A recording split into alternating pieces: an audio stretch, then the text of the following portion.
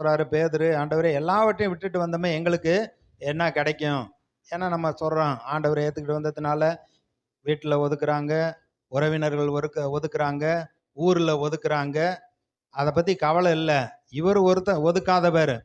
யார் கைவிட்டாலும் இவர் கைவிடாதவர். இவர் சொல்றாரு, வீட்டை இழந்தியா, நிலத்தை இழந்தியா, சகோதர சகோதரிகளை இழந்தியா, நூறத்தனையா நான் கொடுக்குறேங்கிறாரு. பரலோகத்திலையும் நமக்கு நித்திய ஜீவனை ஆசீர்வாதத்தை கொடுக்குறேங்கிறாரு. இப்ப இதெல்லாம் பாருங்க, கண்ணை மூடுனா நமக்கு இதெல்லாம் தெரிய வேண்டும். இப்ப ஸ்தேவான சுவிசேஷத்து நிமித்தம் அவரை அடித்து கல்லை விட்டு எரிந்து அவர் சாக போகிறார். எல்லாரும் சொல்றாங்க, நீ தேவதூஷணம் சொல்ற அப்படின்னு சொல்லி கல்லை எறிகிறாங்க. அவர் முழங்கால் படியிட்டு, ஆண்டவரே இந்த குற்றத்தை இவர்கள் மேல் சுமத்தாதரும் சொல்லிட்டு வானத்தை அண்ணாந்து பார்க்கிறாரு. அங்க தேவனுடைய மகிமையை பார்க்கிறார். அங்கே சிங்காசனத்துல தேவன் விட்டு இருக்கிறார். அவருடைய வலது பார்சத்துல இயேசு கிறிஸ்து எழுந்து நிற்கிறதை பார்க்கிறார். கர்த்தருடைய மகிமையை பார்க்கிறார். பார்த்த உடனே சொல்றாரு, நான் வானம் திறந்திருக்கிறதையும் மனுஷகுமாரன் அங்க பிதாவுக்கு முன்பாக எழுந்து நிற்கிறதையும் நான் பார்க்கிறேன். அப்ப இயேசு பிதாவே உம்முடைய கையில் என் ஆவியை ஒப்பு கொடுக்கிறேன்னு சொன்னது போல இவங்க கல்லை விட்டு எறிகிறாங்க ஸ்தேவான கொலை செய்யும்படியா. ஆனா அவர் தேவ மகிமையை பார்க்கிறார். இவங்க அறிஞ்சதெல்லாம் அதெல்லாம் ஒண்ணுமே இல்லை. அதை பார்த்த உடனே இதெல்லாம் ஒண்ணுமே கிடையாது, எனக்கு அது போதும் அப்படின்ட்டு இயேசுவே வரவேற்கிறதுக்கு எழுந்து நிற்கிறதை பார்க்கிறார். இப்போ வாழ்க்கையில அநேக கல்லெறியறது போல பேசினாலும், மற்ற மக்கள் பேசினாலும் அதுக்கெல்லாம் நம்ம இடம் கொடுக்க கூடாது. கர்த்தரை நோக்கி பார்க்கிறப்ப, அவருடைய மகிமையை பார்க்கிறப்ப இதெல்லாம் ஒன்றும் இல்லை. அதனாலதான் பவுல் சொல்றாரு, நாங்க எப்பக்கம் நெருக்கப்பட்டு ஒடுங்கி போவதில்லை, கலக்கமடைந்து மனமுறிவு அடைகிறதில்ல. நாங்க எல்லாவற்றையும் துடைத்து போட அழுக்கை போல எண்ணப்படுகிறோம். எல்லாராலும் துடைச்சு போடக்கூடிய அழுக்கு மாதிரி எங்களை தூசியை தட்டுறது போல எங்களை தட்டி விடுறாங்க. நாங்க தேவனுக்கும் அந்த மனுஷருக்கும் தேவதூதர்களுக்கும் வேடிக்கையா இருக்கிறோம். ஆனா எல்லாவற்றுக்கும் கர்த்தர் பலன் வைத்திருக்கிறார் என்று சொல்லுகிறார். அப்போ தேவன் சிங்காசனத்தில் விட்டு இருக்கிறார். அவர் நியாயம் விசாரிக்கிறார். அவருடைய பூரண மகிமை, நீண்ட ஆயுள் உள்ளவர், வெண்பஞ்சை போல அவருடைய தலைமுடியெல்லாம் இருக்கு. வெளிப்படுத்தின விசேஷத்துல முதல் அதிகாரத்துல யோவான் ஆவிக்குள்ளாகிற பொழுது கர்த்தருடைய நாளில் தேவ தரிசனத்தை பார்க்கிறார். இயேசுவை பார்க்கிறார். பொற்கச்சை கட்டினவராக, தலையெல்லாம் வெண்பஞ்சை போல இருக்கிறது. அவர் குத்து விளக்குகள் மத்தியிலே உலாவி கொண்டு இருக்கிறார். அவர் சொல்றார், நான் மரித்தேன், இதோ சதா காலமும் உயிரோடு கூட இருக்கிறேன் என்று சொல்லுகிறார். பழைய ஏற்பாட்டிலே தானியேல் தீர்க்கதரிசியில அப்படிதான் சொல்லப்பட்டிருக்கு. அவர் நீண்ட ஆயுள் உள்ளவர், அவர் சிங்காசனத்துல வீற்றிருக்கிறார். சரி, அடுத்து 2 கொரிந்தியர் 5வது அதிகாரம் 1 வசனம். பூமிக்குரிய கூடாரமாகிய நம்முடைய வீடு அழிந்து போனாலும் தேவனால் கட்டப்பட்ட கைவேலை அல்லாத நித்திய வீடு பரலோகத்திலே நமக்கு ஒன்றென்று அறிந்திருக்கிறோம். ஏனெனில் இந்த கூடாரத்திலே நாம் தவித்து நம்முடைய பரம வாசஸ்தலத்தை தரித்து கொள்ள மிகவும் வாஞ்சை உள்ளவர்களாய் இருக்கிறோம். சரி, அடுத்து 4வது வசனம். இந்த கூடாரத்தில் இருக்கிற நாம் பாரம் சுமந்து தவிக்கிறோம். இந்த போர்வையை களைந்து போட வேண்டுமென்று விரும்பாமல் மரணமானது ஜீவனாலே விழுங்கப்படுவதற்காக போர்வை தரித்திரவர்களாய் இருக்க வேண்டும் என்று விரும்புகிறோம். அது என்ன சொல்றாரு? ஒன்று, பரலோகத்தில் நமக்காக ஒரு வாசஸ்தலத்தை அவர் ஆயத்தப்படுத்தி கொண்டு இருக்கிறார். இந்த பூமிக்குரிய கூடாரம் அழிந்து போனாலும் தேவனால் கட்டப்பட்ட கைவேலை அல்லாத நித்திய வீடு பரலோகத்தில் நமக்காக இருக்கிறது. இன்னொன்று, இந்த பூமியில நம்ம வாழ்றப்ப இந்த சரீரமாகி இந்த கூடாரத்துக்குள்ள பாரம் சுமந்து தவிக்கிறோம். இத களைஞ்சு போட்டுட்டு போறதுக்கு தான் விரும்புகிறோம். இந்த தொல்லை, கஷ்டம், வியாதி, இந்த போராட்டம்லாம் இல்லாம பேசாம பரலோகத்துக்கு போயிட்டா நிம்மதியா இருக்கலாம் அப்படின்னு அநேக நேரத்தில் மரணத்தை விரும்பி நம்மளும் சொல்ல ஆரம்பிச்சிடறோம். போதும் கர்த்தாவே, எங்களை ஜீவனை எடுத்துக்கொள்ளும், எலியா கேட்டது போல எடுத்துக்கொள்ளுங்கிறது போல, அது போல நம்மளும் சொல்றோம். அதுதான் இங்க சொல்றாரு, இந்த போர்வையை களைந்து போட்டு விட்டு அங்க போகணும்னு நம்ம விரும்புகிறோம் அப்படின்னு. அப்ப தேவனால் கட்டப்பட்ட கைவேலை இல்லாத நித்திய வீடு பரலோகத்துல நமக்கு இருக்கிறது. கேட்பாங்க, பரலோகத்துல எங்களுக்காக வீடு இருக்கு, அப்படின்னா, பெரிய வீடா சின்ன வீடா இதெல்லாம் உங்களுக்கு எப்படி தெரியும்? ஆமா தெரியும். அவங்க வீடு கட்டினப்ப பால் காய்ச்ச கூப்பிட்டப்போ ஒருத்தர் சொன்னாரு, உங்களுக்கு தான் வந்து பரலோகத்துல வீடு இருக்குன்னு சொன்னீங்களே, கேட்குறவங்கள்ட்ட வீடு கட்டலையா அப்படின்னு கேட்டா, ஆண்டவர் எங்களுக்கு நல்ல வீட்டை பரலோகத்துல கட்டிக்கிட்டு இருக்காரு. இந்த பூமியில இன்னும் வந்து வீடு எங்களுக்கு இல்லை, அங்க இருக்கு அப்படின்னு சொன்னோம். அப்படி சொன்னீங்களே, எதுக்கு வீடு கட்டினீங்க அப்படின்னாரு. ஆமையா, அப்ப வந்து கேட்குறவங்கள்ட்ட நாங்க அப்படி சொன்னோம். இப்ப அங்க கட்டி முடிச்சிட்டாரு. அடுத்து பூமியில கட்டுறதுக்கு ஆண்டவர் கிருபை செஞ்சிருக்காரு அப்படின்னு சொன்னோம். அப்ப வந்து பாருங்க, பரலோகத்துல நித்திய வீடு நமக்காக அங்க கட்டப்பட்டிருக்கிறது. இதுதான் வந்து பாருங்க விசுவாசிகளுடைய வருங்கால இருப்பிடம். அமெரிக்காவில் போய் வேலை பார்க்குறாங்க. சொந்த ஊர்ல இடத்த வாங்கி வீட்டை கட்டி, ஆனா அங்க இருக்காங்க. கேட்டா ரிட்டையர்ட் ஆன ஒருபாடு நேரா சொந்த வீட்டுக்கு போயிடணும் அப்படின்னு. இங்க என்னென்ன செய்யணுமோ அதுக்கு வேண்டிய பணத்தை எல்லாம் அனுப்பி எல்லாம் கட்டிடுறாங்க.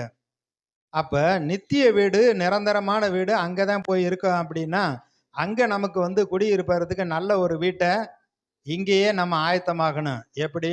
எங்க பிதாவின் வீட்டில் அநேக வாசஸ்தலங்கள் உண்டு, உங்களுக்காக வந்து ஆயத்தம் பண்ண போகிறேன், ஆயத்தம் பண்ணிட்டு மீண்டுமாக என்னோடு கூட இருக்கும்படியா அழைக்க வரப்போறேன்னு சொல்லியிருக்காரு. யோவான் 14வது அதிகாரத்துல முதல் 3 வசனத்துல. அப்ப அங்க நமக்கு வீடு கட்டப்பட வேண்டும். எப்படி வந்து இங்க இருந்து செங்கல், மணல், கம்பி எல்லாம் வாங்கி அனுப்ப முடியுமா? முடியாது. அவரே கட்டுறார். அவர் கட்டுகிறதற்கு இந்த பூமியில இயேசுவின் நாமத்துல நாம் செய்யக்கூடிய நற்கிரியைகள்லாம் அது நமக்கு வந்து ஒரு வீடாக அங்க கட்டப்படும். கர்த்தர் வந்து காரியங்களை செய்கிறவராக இருக்கிறார். சொல்லுவாங்க, கதை ஒன்று சொல்லுவாங்க. ஒரு பெரிய பணக்காரம்மா வீட்டில் ஒரு வீட்டில் வேலை செஞ்ச அம்மா. இப்போ 2 பேரும் மரித்துட்டாங்க. இப்போ மரித்து போன 2 பேர்த்த வந்து வேலைக்காரம்மா போயிருச்சு. நல்ல ஒரு பெரிய வீட்டை ஆண்டவர் கொண்டு போய் விட்டுட்டாரு. இந்த பணக்கார அம்மா மரித்தது. ஒவ்வொரு இடமா கூட்டிட்டு போறப்ப ஒரு வீட்டை காமிச்சு, இவ்வளவு பெரிய வீடா, இதுல யாரு குடியிருக்கா அப்படிங்கிறப்ப, உங்க வீட்டுல வேலை செஞ்சாங்கல்ல அவங்க வீடு அப்படிங்கிறப்ப அந்த அம்மாவுக்கு ரொம்ப சந்தோஷம். என் வீட்டுல வேலை பார்த்த அம்மாவுக்கு இவ்வளவு பெரிய வீட்டை கட்டி கொடுத்துருக்காரா, அப்ப எனக்கு எவ்வளவு பெரிய வீடா இருக்கும் அப்படின்னு அவங்க நினைச்சிட்டு போறாங்க. கூட்டிட்டு போய் ஒரு சின்ன ஒரு குடிசை மாதிரி இருக்க ஒரு சின்ன வீட்டை காமிச்சிருக்காங்க. இதாம்மா வந்து உன் வீடு அப்படின்னு. அப்போ அவங்கள்ட்ட கேட்குறாங்க, என் வீட்டு வேலைக்காரிக்கு அவ்வளோ பெரிய வீடு, எனக்கு சின்ன வீடா அப்படிங்கிறப்ப, ஏம்மா இந்த பூமியில் வந்து நீ உனக்காக எல்லாம் பிரயாசப்பட்ட ரைட்டு, ஆனால் கர்த்தருக்கென்று கர்த்தருடைய ராஜ்யத்திற்கென்று நீ ஒன்றுமே செய்யலை. அந்த நற்கிரியெல்லாம் வந்து பரலோகத்தில் உங்களுக்கு பலனா அது வந்து அப்படி அவங்களுக்கு, அவங்க சாதாரண உங்கள் வீட்டில் வேலை பார்த்தாலும் கர்த்தரை நேசிப்பது, கர்த்தருடைய காரியங்களுக்கு அவங்க செயல்பட்டது, அவங்களுக்கு நற்கிரியானது அவ்வளோ பெரிய ஒரு வாசஸ்தலமாக இருக்கு. நீங்கள் அப்படி ஒன்றுமே செய்யவில்லையே, அதனால உங்களுக்கு இதேன் அப்படின்னு. இன்னொரு பக்கத்தில் வந்து பார்த்தீங்கன்னா, நம்முடைய நற்கிரியைகள்லாம் வந்து அங்கே போய் வந்து பலனா அங்கே சேருகிறது. இந்த பூமியில் பொக்கிஷத்தை சேர்க்க வேண்டாம், இங்கே பூச்சியும் துருவும் அதை அழிக்கும், திருடரும் கண்ணமிட்டு திருடுவார்கள். பரலோகத்தில் பொக்கிஷம் சேர்த்து வைக்கிறப்ப அதை யாரும் திருடவும் மாட்டாங்க, யாரும் வந்து அது துருப்பிடிக்காத, அழியாது. ஏனென்றால் அவருடைய நாமத்துல நம்ம செய்யக்கூடிய காரியங்கள் எல்லாம் அங்க நமக்கு வந்து ஒரு பலனா இருக்கிறது, பொக்கிஷமா இருக்கிறது. இன்னொரு காரியத்தையும் வந்து சுவிசேஷத்துல இயேசு சொல்றார், அநீதியான உலக பொருள்னால சிநேகிதரை சம்பாரியுங்கள், நித்திய வீடுகளிலே உங்களை ஏற்றுக்கொண்டுவார் உண்டாயிருக்கும் பொருட்டு. ஒரு அரசியல்வாதி தலைவர் ஒரு ஊருக்கு கிராமத்துக்கு வர்றாருன்னா அவருடைய ஆட்கள்கிட்ட சொல்லிடுறாரு, குறைஞ்சது இத்தனை இவ்வளவு பேர் மக்கள் வந்திருக்கணும். சரி, எப்படி வர வைக்கிறது? அதுக்கானதை கொடுக்கறத கொடுங்க, கொடுத்து ஆளை கொண்டு வந்து உட்கார வைங்க. அவர் தலைவர் வர்றப்ப அவ்வளவு மக்கள் வந்து அங்கே உட்கார்ந்துருக்காங்க. இவங்க இந்த பூமிக்குரிய ஒரு கணம் மரியாதைக்காக, ஒரு ஆளுகைக்காக ஒரு காரியத்தை செஞ்சுட்டு போறாங்க. அவ்வளவுதான். அந்த கூட்டம் முடிஞ்ச உடனே அதோட முடிஞ்சு போச்சு. ஆனா ரட்சிக்கப்பட்ட விசுவாசி இன்னொருவருக்கு சுவிசேஷத்தை அறிவித்து தேவனுடைய ராஜ்யத்துக்குள்ள அவங்க கொண்டு வர்றப்ப, உங்களுக்கு முன்னாடி அவங்க மரித்து பரலோகம் போனாலும் நீங்க வந்து மரித்து அங்க போறப்ப உங்க மூலமா ரட்சிக்கப்பட்ட ஆட்கள்லாம் வரவேற்பதற்கு அங்கே காத்து கொண்டு இருப்பார்கள். இவங்கெல்லாம் எனக்கு சுவிசேஷம் அறிவித்தார்கள், இவங்க மூலமா நான் ரட்சிக்கப்பட்டேன் அப்படின்னு சொல்லி, நித்திய வீடுல உங்களை ஏற்றுக்கொள்வார் உண்டாயிருக்கும் பொருட்டு உங்களை வரவேற்கும்படியாக அநீதியான உலக பொருள்னால சிநேகிதரை சம்பாதியுங்கள். ஒருத்தன் சொல்றான். என்ன சொல்றான்?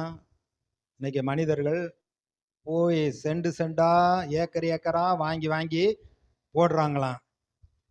அந்த 6க்கு 4 குழி சொல்லுதான், நீ எவ்வளவு வேணாலும் வாங்குப்பா, அதுல வைக்க போறது இல்லை. நீ இந்த இடத்துல தான் சுடுகாட்டில் ஏன்ட்ட தான் வரப்போ போற, அந்த 6க்கு 4 இங்கே தான் உன்னைய வைக்க போறாங்க அப்படின்னு அந்த குழி அவங்கள பார்த்து சிரிக்குதான். இதெல்லாம் மனுஷனுடைய கற்பனையில் இப்படி சொல்றாங்க. மனிதர்கள் இன்னைக்கு நாய் பேயா அலைஞ்சு அடுத்தவனை கெடுத்து காலவாரி அபகரித்து என்னென்ன செய்யணுமோ செய்கிறாங்க. ஆனால் அது பரலோகத்தில் ஒரு பலனு கிடையாது. அப்போ இயேசுவை ஏற்றுக்கொண்டு அவருடைய பிள்ளையா அவருக்கு சாட்சியாக வாழ்ந்திருக்கிறதுல தான் விஷயம் இருக்கிறது. இதெல்லாம் புரிந்து அறிந்து தான் நம்ம மற்றவங்களுக்கு சுவிசேஷம் அறிவிக்க வேண்டும். ஏதோ சபைக்கு ஆட்கள் வரணும் அதை பற்றிய வேண்டியதில்லை.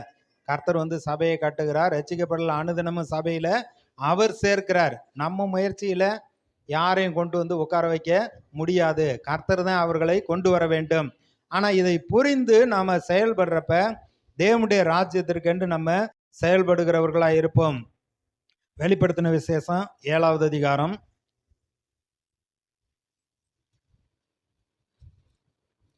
7 9 10 வசனம்.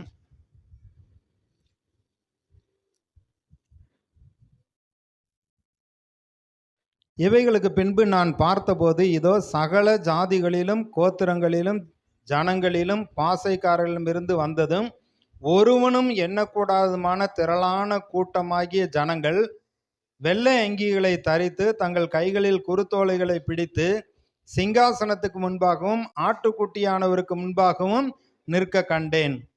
அப்போ பாருங்க, சகல ஜாதிக்காரர் பாசைக்காரர்கள் எண்ண முடியாத அளவுக்கு திரளான கூட்டத்தார் வெள்ளங்கி தரித்தவர்களாக குருத்தோலைகளை பிடித்து கொண்டு சிங்காசனத்துக்கு முன்பாகவும் ஆட்டுக்குட்டியானவருக்கு முன்பாக நிற்க கண்டேன். அவங்க தேவனை ஆர்ப்பரித்து அவரை கர்த்தரை கனம் பண்ணுகிறார்கள். அப்ப நித்திய வீடு அங்க போய் என்ன செய்ய போறோம்னா, அங்க இடைவிடாமல் கர்த்தரை ஆராதிக்க போகிறோம். தொடர்ந்து ஆராதனை நடந்து கொண்டே இருக்கும். இதே வெளிப்படுத்தின விசேஷம் 19வது அதிகாரம். இன்னைக்கு பொதுவாக மக்கள் சொல்றாங்க, ஆமாம் சேர்த்த உடனே யார் என்னத்தை பார்த்தா அப்படின்னு. ஆனால் விசுவாசிகளுக்கு தெரியும், இந்த பூமியை விட்டு நம்ம போறப்ப அங்கே ஒரு பெரிய கூட்டம் இருக்கிறது. அந்த கூட்டத்தில் நம்ம இருக்க போகிறோம் என்று நமக்கு தெரியும். 19வது அதிகாரம் முதல் ஒரு 6 வசனம் வாசிக்கிறேன். இவைகளுக்கு பின்பு பரலோகத்தில் திரளான ஜனக்கூட்டம் இடுகிற ஆரவாரத்தை கேட்டேன். அவர்கள் அல்லேலூயா, இரட்சணியமும் மகிமையும் கனமும் வல்லமையும் நம்முடைய தேவனாகிய கர்த்தருக்கு உரியது. அவருடைய நியாய தீர்ப்புகள் சத்தியமும் நீதியுமானவைகள். தன் வேசித்தனங்களால் பூமியை கெடுத்த மகாவேசிக்கு அவர் நியாய தீர்ப்பு கொடுத்து தம்முடைய ஊழியக்காரரின் இரத்தத்திற்காக அவளிடத்தில் பழி வாங்கினாரே என்றார்கள். மறுபடியும் அவர்கள் அல்லேலூயா என்று சொல்லி ஆர்ப்பரித்தார்கள். அவர்களுடைய புகை என்றென்றைக்கும் எழும்புகிறது என்றார்கள். 24 மூப்பர்களும் 4 ஜீவன்களும் வணக்கமாய் விழுந்து ஆமேன் அல்லேலூயா என்று சொல்லி சிங்காசனத்தின் மேல் வீற்றிருக்கும் தேவனை தொழுது கொண்டார்கள். மேலும் நமது தேவனுடைய ஊழியக்காரரே, அவருக்கு பயப்படுகிற சிறியோரும் பெரியோருமானவர்களே, நீங்கள் யாவரும் அவரை துதியுங்கள் என்று ஒரு சத்தம் சிங்காசனத்திலிருந்து பிறந்தது. அப்பொழுது திரளான ஜனங்கள் இடும் ஆரவாரத்தை போலவும் பெருவெள்ள இறைச்சல் போலவும் பலத்த இடிமுழக்கம் போலவும் ஒரு சத்தம் உண்டாகி, அல்லேலூயா, சர்வ வல்லமையுள்ள தேவனாகிய கர்த்தர் ராஜரீகம் பண்ணுகிறார். நாம் சந்தோஷப்பட்டு களி கூர்ந்து அவருக்கு துதி செலுத்த கடவோம். ஆட்டுக்குட்டியானவருடைய கல்யாண நாள் வந்தது, அவருடைய மனைவி தன்னை ஆயத்தம் பண்ணினாள் என்று சொல்ல கேட்டேன். அப்ப பரலோகத்துல இடைவிடாமல் ஆராதிக்க போகிறோம். இங்க அல்லேலூயா சொல்றது அதை சங்கடம்னு நினைக்கிறோம். ஆனா அங்க பரலோகத்துல போய் அல்லேலூயா, ஆமேன், ஸ்தோத்திரம், ரட்சணையும் கனமும் மகிமையும் என்றென்றைக்கும் அவருக்குரியதே என்று அங்க அதைத்தான் சொல்ல போறோம். இடைவிடாமல் கர்த்தரை நம்ம ஆராதிக்க போகிறோம். அங்கே ஜனங்கள், மூப்பர்கள், ஜீவன்கள், தேவதூதர்கள், திரளான ஜாதிக்காரர், பாசைக்காரர் எல்லாரும் கர்த்தரை ஓய்வின்றி அவரை துதிக்க போறாங்க. 21வது அதிகாரத்துல கர்த்தரை சேவிக்க போகிறோம்.